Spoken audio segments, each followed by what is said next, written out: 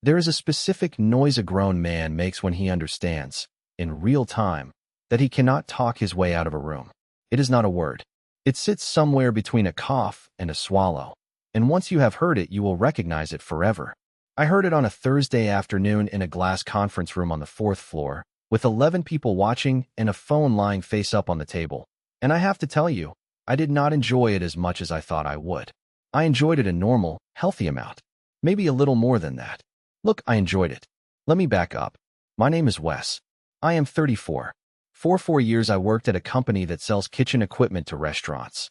Which sounds boring because it is boring, and the boring part is the part that pays for things. My job was the machinery behind the machinery.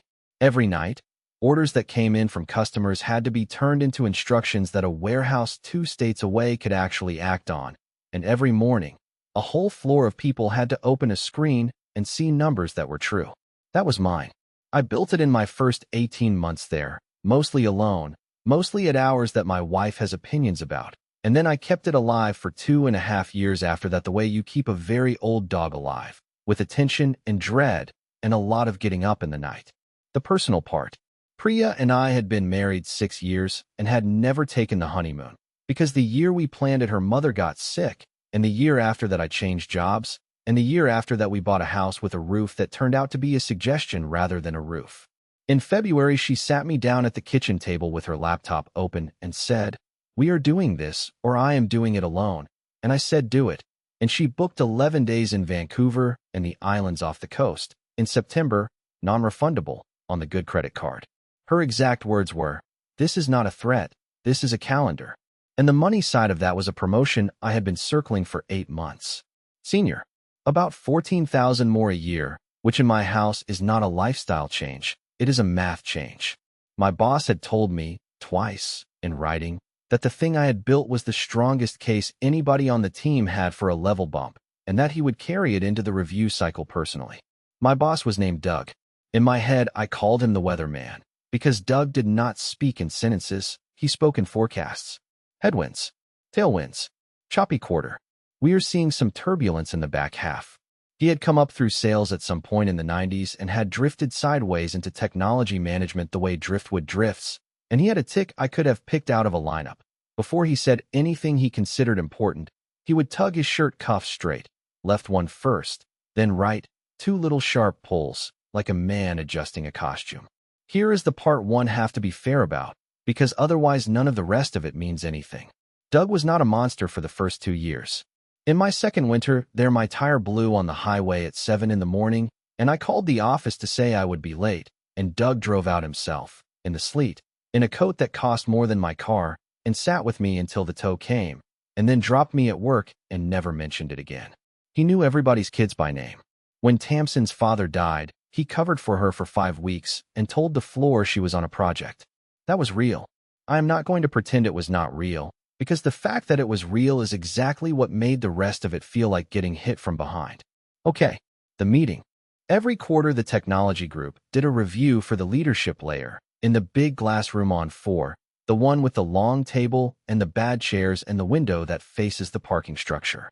That quarter the star item was mine. 6 months earlier the whole ordering flow had been a mess of duct tape and prayer, and now it was not, and the warehouse error rate had dropped by something like 80%, and the customer screens loaded in under a second instead of taking most of a minute, and somebody in finance had put a dollar figure on it that made the leadership layer sit up. I had built the slides. I had sent them to Doug on the Sunday. I had put my name on the second slide, at the bottom, in gray, because I am not a peacock, and I had made the mistake of assuming that gray was enough. The room that day. Loretta, who ran technology for the whole company and had a reputation for asking one question too many, on purpose. 2 people from finance. A woman from the operations side named Marlene, who had been at the company 19 years, ran the warehouse relationship, took her own notes because she did not trust anyone else's, and had a face that gave away exactly nothing.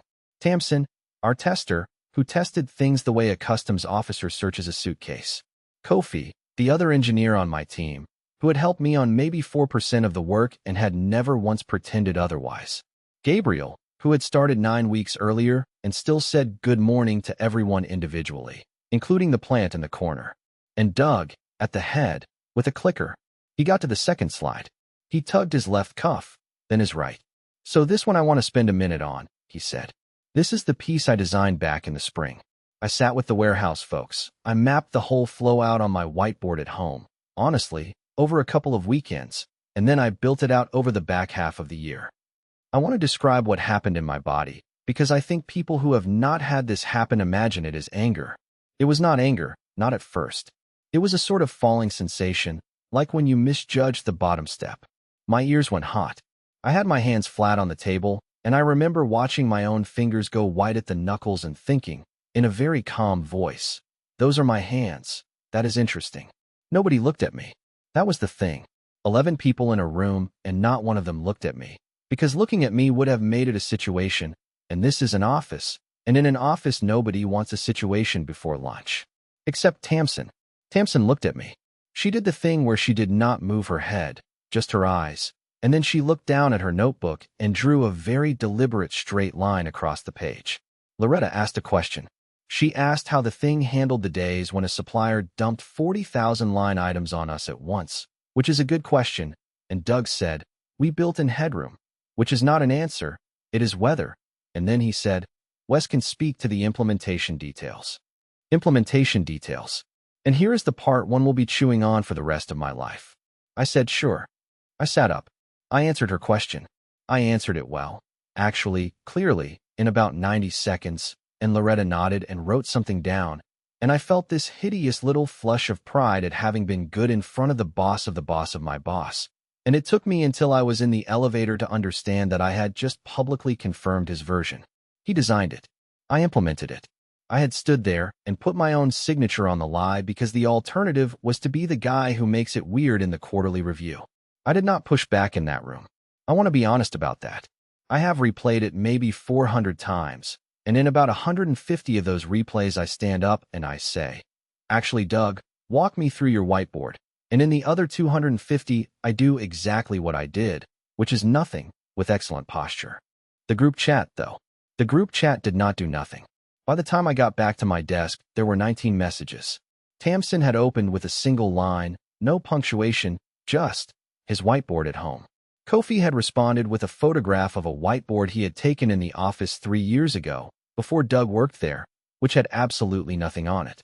Marlene, who was not even in our chat, somehow got the story within 40 minutes and sent me one message directly, which said, "I take my own notes." That was it. 6 words. I read it 4 times and could not decide whether it was a warning or a kindness, and I am still not sure it was not both. Gabriel came and stood at the corner of my desk with his hands in his pockets, looking about 19 years old, and said, "Sorry, is that normal? I thought you made that. I read the whole history of it in my first week. Your name is on everything." And I said, "It's fine, man," which is a sentence that has never once been true. I did go to Doug. That afternoon, his office, door closed, and I want you to know that I had rehearsed it, and I want you to know that the rehearsal did not survive contact. I said something like, "Hey, in the review, I think the ownership came across a little unclear."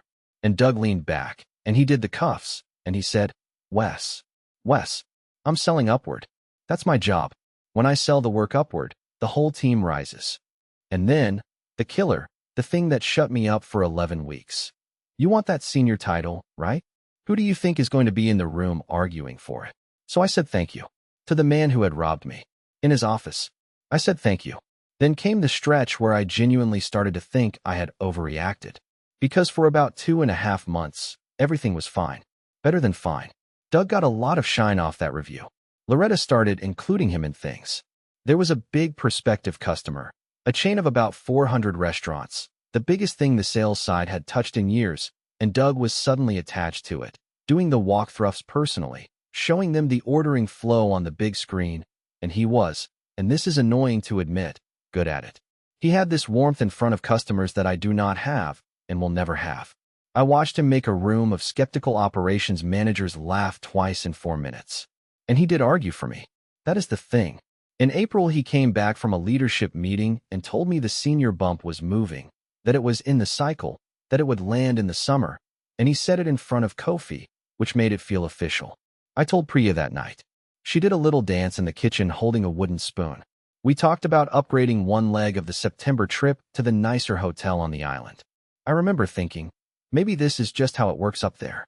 Maybe the credit gets pooled and redistributed, and it comes back down to you eventually in a different shape. Maybe I am precious about my name in gray text on slide 2.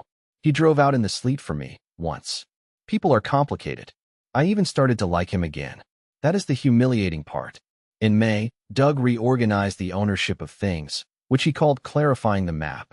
Under the new map, he was the owner of the ordering flow, and Kofi and I were listed as contributors, and as part of it my ability to make changes to the live system was reduced to a level that required a request and an approval, and the approval was his. He explained it as governance. He said the word governance 5 times in one meeting. I did not fight it, because I was 11 weeks from a promotion, and because Kofi shrugged, and because Tamsin said, out loud, in front of him, so if it falls over at 2 in the morning, who fixes it? And Doug said, that's what the process is for. And Tamsin wrote another straight line in her notebook. The trip was booked. The title was moving. It was a good summer. The demo was scheduled for the second Thursday in July. It broke on the Wednesday night. I did not know for the first 4 hours, because I was not on the list anymore. That is the detail I want you to hold on to. The thing I had gotten out of bed for at 3 in the morning, maybe 60 times in 3 years, fell over, and the phone that rang was not mine. It rang for Kofi, who was on a beach in Crete with his family, 8 hours ahead, asleep, phone in a drawer. Then it went to the general operations line, where a night supervisor named Bev picked up at 11:40 on a Wednesday, and worked out that the orders coming into the warehouse had stopped, not slowed, stopped, and that the ones that had come through in the last hour had quantities in them that were not real. She started calling people from a laminated sheet. Doug's phone was off. Doug's phone was off because Doug had a big morning. My phone rang at 11 past 1. It was Marlene, and Marlene does not sound rattled, and Marlene sounded rattled. She said, Wes, I know it's not yours anymore. I'm calling you anyway. I sat on the edge of the bed in the dark with my feet on the cold floor, and Priya said, no. In her sleep, or maybe not in her sleep, and I said, 20 minutes. I could see it. That was the worst part of the next 3 hours. I could see everything, on the screens, read in a pattern I recognized, and I knew. I actually knew within about 11 minutes what had happened, because I had seen it almost happen twice before and had put a guard in front of it, and the guard was gone. Somebody had made a change on Monday, a small one, the kind of thing that looks like tidying, and it had removed the thing that stopped a bad batch from going through, and for 2 days nothing had happened, because for 2 days nothing bad had arrived, and then on Wednesday night a supplier sent us a file that was garbage, and I could not touch it, because of governance. My request sat in a queue waiting for an approval from a man whose phone was off. Tamsin got there at 2. She had driven in from 40 minutes away in pajama pants and a work fleece, and she put a family-sized bag of pretzels on the table like an offering and said, tell me what to check. I'll be your hands. Gabriel arrived at 2:40, having taken an actual taxi he could not afford, and stood in the doorway holding his laptop against his chest like a schoolbook, and said, I'm probably useless, but I'm here. And honestly, the kid was not useless. He sat on the phone with Bev for 2 hours straight writing down every order the warehouse had to fix by hand. And at some point around 4 he started crying, quietly, facing the window. And Tamsin got up and stood next to him and did not say anything, and did not make it a thing, and he pulled it together in about 90 seconds and went back to the phone. He was 9 weeks in. 9 weeks. We tried 3 things. The first was the obvious one, which failed because of the approval queue. The second was a workaround through the warehouse side that Marlene authorized on her own signature at 2:50 in the morning, which is the single bravest thing I saw anybody do that year, and which got about 1/5 of the orders moving and then stopped, because the bad quantities were already in the system and were now fighting the good ones. The third was mine, and it was ugly, and it would have worked, and I could not run it. Bev called at 5 to say the phones at the warehouse were going constantly, that she had 240 orders she could not confirm, and that the morning shift was arriving to a floor with nothing to pick. Doug came in at 6:20. I have never seen a person that color. He had clearly showered and dressed for the demo. Good shirt, the whole thing. And he stood in the doorway of the room with his laptop bag still on his shoulder and looked at the screens and said, okay, walk me through it. And we tried. God help me, we actually tried. I explained it twice. And the second time, Doug said a sentence that I will carry to my grave. He said, "Can we just turn the ordering part off and let the rest keep going?" And the room went quiet in a very particular way, because that is not a thing. That is like asking whether we can remove the engine and drive on the radio. And Tamsin made a sound through her nose, and Doug heard it. He could not fix it. He could not have fixed it in a year. He had never opened it. He did not know what it was made of. He stood in a room at 6:30 in the morning holding a bag, and he was the owner of it on the map on the wall, and he was the most useless person in the building. At 6:41 he approved my request, standing up from his phone without a word. It took me 19 minutes to stop the bleeding and another 2.5 hours to unpick the bad quantities, with Tamsin reading numbers off a screen and Gabriel relaying them to Bev, and by 9:40 the warehouse had a floor it could work with, and by 11 the customer screens were true again. Somebody had made a pot of coffee at 4 that nobody drank. It was still sitting there at noon with the skin on it. The demo went ahead at 1. Doug ran it. 400 restaurants worth of operations managers watched him click a button, and the screen sat there, white, empty, for 11 seconds, and then showed them a number that was wrong, because I had told him, in writing, at 11:15, that one report would be stale until the evening and to skip it. He clicked it anyway. Loretta called the room at 2. 11 people, the glass room on 4, the bad chairs, the parking structure out the window. Same room as the review, which I noticed, and which felt like the universe showing off. Loretta did not do a speech. She sat down and she said, "What happened?" And Doug said, "We had a data quality issue upstream. A supplier sent us a bad file. It's an industry-wide problem. Honestly, everyone deals with it. And we're going to want to have a conversation with that supplier." Loretta said, "That's not what I asked.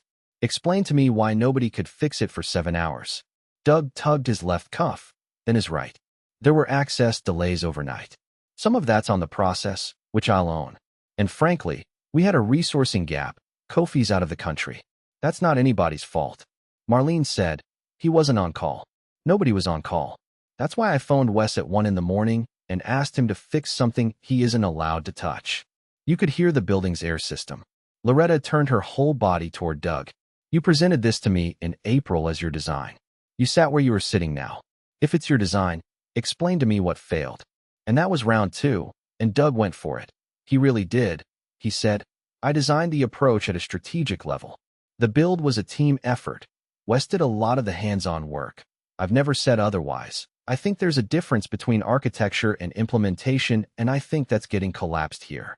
Marlene reached into her bag. Marlene has taken her own notes for 19 years, and for about the last 6 of those, because of a hearing thing on her left side, she has also recorded meetings on her phone and told everybody she does it, in writing, in the invitation, every single time, in a line at the bottom that nobody reads. She set the phone flat on the table, in the middle, and scrolled with one finger, and said, "April 11th. And she pressed play. The sound of that room came out of the little speaker.